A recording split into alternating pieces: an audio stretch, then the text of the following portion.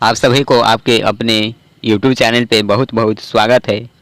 तो दोस्तों, आज की इस क्लास में हम लोग डिस्कस करने वाले हैं 10th क्लास हिंदी की 6 नंबर चैप्टर है बहादुर, जो अमरकांत के द्वारा लिखा गया है। तो यह बहुत ही मस्त चैप्टर है, जो कि बहादुर कहानी आपको पढ़ने में बहुत ही मज़ा आएगा। तो आप लोग इसका लेखक परिचय को अंत तक देखिए। इस वीडियो में सिर्फ हम लोग लेखक परिचय को देखेंगे, क्योंकि लेखक परिचय बहुत ही इम्पोर्टेंट होता है। यहाँ से बहुत ही सवाल बोर्ड एग्जाम में पूछा जाता है। तो आप लोग इस वीडियो को अंत तक देखिएगा। और हमारे 94% से ज़्यादा व्यूअर है जो कि अभी तक चैनल को सब्सक्राइब नहीं किए हैं, परंतु रेगुलर वीडियो देखते हैं। तो आप लोग चैनल को सब्सक्राइब कीजिए और ऑल नोटिफिकेशन सिलेक्ट कीजिए, तभी आपको रेगुलर वीडियो के नोटिफिकेशन मिलेंगे। आपको नीचे रेड कलर का सब्सक्राइब बटन दिख रहा होगा, सिर्फ आपको सिंपली एक बार उस पर टैप करना है और चैनल सब्सक्राइब हो जाएगा। तो चलिए दोस्तों, इसे हम लोग शुरू करते हैं। आप लोग इसे अंत तक ज़रूर देखिएगा, और यदि वीडियो अच्छा लगे तो इसे लाइक कीजिए और अपने फ्रेंड्स के पास ज़रूर शेयर कीजिएगा। चलिए साथियों, इसे शुरू करते हैं। देखेंगे, हिंदी के सशक्त कथाकार अमरकांत का जन्म जुलाई 1925 ईस्वी में नागरबलिया उत्तर प्रदेश में हुआ था। यहाँ से सिंपली ये क्वेश्चन बनता है कि हिंदी के सशक्त कथाकार किसे कहा जाता है। तो आंसर होगा अमरकांत। तो अमरकांत जी का जो कि जन्म हुआ था जुलाई 1925 ईस्वी में नागरबलिया, जो कि उत्तर प्रदेश में पड़ता है, वहाँ पर इनका जन्म हुआ था। उन्होंने गवर्नमेंट हाई स्कूल बलिया से हाई स्कूल की शिक्षा पाई, और उन्होंने गवर्नमेंट हाई स्कूल बलिया से हाई स्कूल की शिक्षा प्राप्त की थी। कुछ समय तक उन्होंने गोरखपुर और इलाहाबाद में इंटरमीडिएट की पढ़ाई की, जो 1942 के स्वाधीनता संग्राम में शामिल होने से अधूरी रह गई। और उन्होंने गोरखपुर और इलाहाबाद में इंटरमीडिएट की पढ़ाई की, और जब उन्होंने 1942 के स्वाधीनता संग्राम में शामिल हुए तो उनकी यह शिक्षा अधूरी रह गई। और अंततः 1946 ईस्वी में सतीश चंद्र कॉलेज बलिया से इंटरमीडिएट किया। तो उन्होंने 1946 ईस्वी में सतीश चंद्र कॉलेज बलिया से इंटरमीडिएट किया। उन्होंने 1947 ईस्वी में इलाहाबाद विश्वविद्यालय से बीए किया, और 1948 ईस्वी में आगरा के दैनिक पत्र सैनिक के संपादकीय विभाग में नौकरी कर ली। आगरा में ही वे प्रगतिशील लेखक संघ में शामिल हुए और वहीं से कहानी लेखन की शुरुआत की। जो अमरकांत जी थे, जो कि आगरा में प्रगतिशील लेखक संघ में शामिल हुए और वहां से ही कहानी लिखना प्रारंभ किए थे।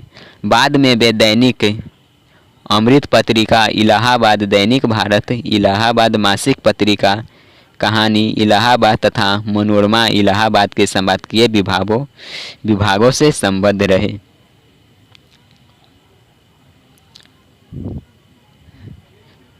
अखिल भारतीय कहानी प्रतियोगिता में उनकी कहानी डिप्टी कलेक्टरी पुरस्कृत हुई थी। जो उनकी अखिल भारतीय प्रतियोगिता हुई थी, उन्होंने एक कहानी प्रस्तुत किया था जो कि डिप्टी कलेक्टरी के नाम से था। तो इनकी इस कहानी पर उनको पुरस्कार दिया गया था। इन्हें कथा लेखन के लिए साहित्य अकादमी पुरस्कार भी प्राप्त हो चुका है, और अमरकांत जी को कथा लेखन के लिए उन्हें साहित्य अकादमी पुरस्कार प्राप्त हो चुका है।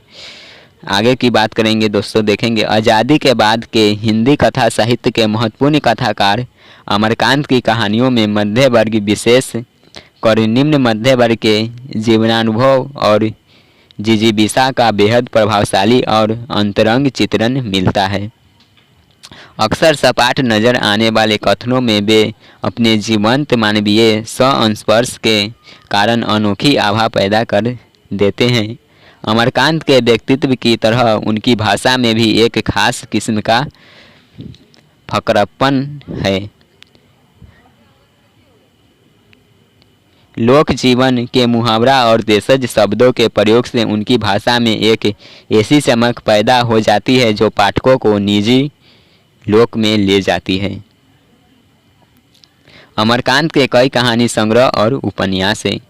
यहाँ पे अमरकांत जी के कहानी संग्रह और उपन्यास को आप लोग यहाँ से ध्यान से देखिएगा, यहाँ से भी ऑब्जेक्टिव में पूछा जाएगा। देखिए, जिंदगी और जोंक, देश के लोग और है मौत का नगर, मित्र मिलन, कुहासा आदि उनके कहानी संग्रह है। और सूखा पत्ता, आकाश पक्षी, काले उजले दिन, सुखजीवी और है बीच की दीवार, ग्राम सेविका आदि उपन्यास है। उन्होंने बानर सेना नामक एक बाल उपन्यास भी लिखा है।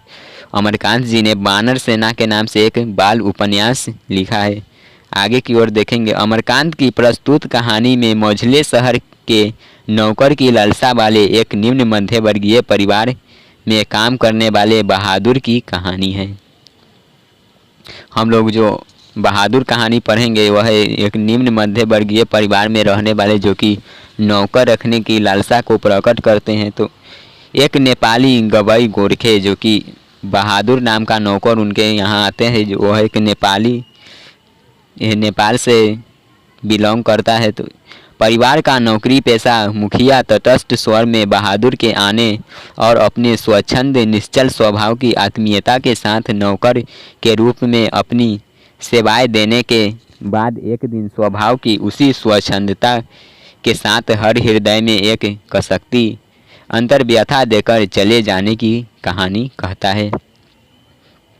लेखक घर के भीतर और बाहर के यथार्थ को बिना बनाई सवारी सहज परिपक्व भाषा में पूरी कहानी बयान करता है। हिंदी कहानी में एक नए नायक को यह कहानी प्रतिष्ठित करती है। तो नेक्स्ट क्लास में हम लोग बहादुर कहानी को पढ़ेंगे। बहुत ही मज़ेदार कहानी है, आप लोगों को बहुत ही मज़ा आएगा पढ़ने में। और इसे आप लोग शेयर कर दीजिए। और यदि किसी प्रकार का इसमें आपको दिक्कत हो तो नीचे कमेंट करके बताइए। और यह वीडियो आपको कैसा लगा है यह भी नीचे कमेंट करके बताइए। तो दोस्तों, हम नेक्स्ट क्लास में मिलेंगे। यदि अभी तक आप इस चैनल को सब्सक्राइब नहीं किए हैं तो ज़रूर सब्सक्राइब कर लीजिएगा दोस्तों, तभी आपको रेगुलर वीडियो के नोटिफिकेशन मिलेंगे। तो चलिए नेक्स्ट क्लास में हम मिलेंगे। जय हिंद, वंदे मातरम।